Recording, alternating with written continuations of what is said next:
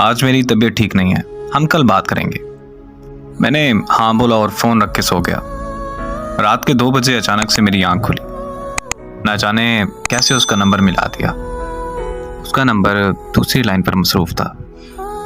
5 minute बाद मुझे वापस कॉल आई। उसकी छोटी बहन बोली कि मोबाइल मेरे पास है और आप ही सो रही हैं।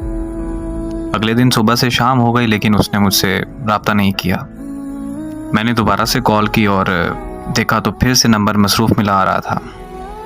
1 मिनट बाद कॉल बैक आई और उसने मुझे कहा कि मैं कज़न से बात कर रही थी।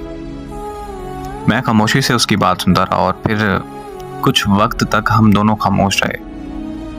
फिर वो कहने लगी कि अगर ऐसे ही खामोश रहना है तो मुझे बता दो, मैं कॉल बंद कर दूं। मैंने मुस्कुरा कर कहा जैसे तुम्हें ठीक लगे। उसने कहा कि ओके, अब मुझे कॉल मत करना। बस ये कहकर उसने कॉल बंद कर दी। मैंने कुछ देर बाद उसे फिर कॉल कर दी। इस बार फिर से उसका नंबर मसरूफ़ आ रहा था। फिर उसने मेरी कॉल अटेंड की और वो बहुत खूब गुस्सा होने लग गई और मुझसे कहने लगी कि मेरी बात ध्यान से सुनो कि मैं अब तुमसे प्यार नहीं करती, मैं किसी और को पसंद करती हूँ। 6 साल का रिश्ता उसने एक पल में ख़त्म कर दिया। मैंने उससे पूछा कि आखिर कौन है वो लड़का। वो मुझसे कहने लगी तुम होते कौन हो मेरी लाइफ में इंटरफेयर करने वाले। मैंने उससे कहा कि यार मैं तुमसे प्यार करता हूँ, तुम मुझे भूल गई।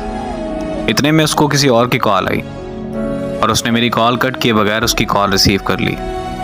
मैंने कॉल कट नहीं की। कुछ देर बाद उसने कॉन्फ्रेंस कॉल ले ली। कॉन्फ्रेंस कॉल में लड़का बोला कि हाँ भाई, तुम्हें क्या मसला है। तो मैंने कहा कि तुम होते कौन हो मुझसे ये पूछने वाले। तो वो मुझे कहने लगा कि ओ यार कॉल कट करो और सो जाओ। तो साथ में ही वो बोली कि नहीं जान, ये ऐसे बात नहीं मानेगा, आप इस पागल को इग्नोर करें और मुझसे बात करें। तो वो लड़का बोला कि हाँ मैं भी तो देखूंगी ये कब तक कॉल कट नहीं करता। मोहब्बत में सितम की मिसाल और क्या तुम है। मैंने अपने महबूब को किसी और के साथ रोमांस करते देखा है। वो वक्त गुजरता गया और मैंने बहुत मुश्किल से खुद को संभाला। 3 साल बाद मुझे एक रॉन्ग नंबर से कॉल आई। मैं कॉल अटेंड करते ही उसकी आवाज़ पहचान गया। वो बोली कि कैसे हो तुम। मैंने उसे कहा कि तुम काम की बात करो बस। तो कहने लगी कि तुम मुझसे अभी तक नाराज़ हो। मैं खामोश रहा और फिर पूछा उसने कि तुमने शादी कर ली। तो मैंने पूछा कि तुमने कर ली। तो वो बोली कि लोग जिस्म चाहते हैं, शादी कहाँ करते हैं लोग। बात यह है कि जिससे आप मोहब्बत करते हैं उससे कभी मोहब्बत ख़त्म नहीं होती, लेकिन इस तरह करने से आपकी ज़िंदगी में उस शख्स का वजूद चला जाता है।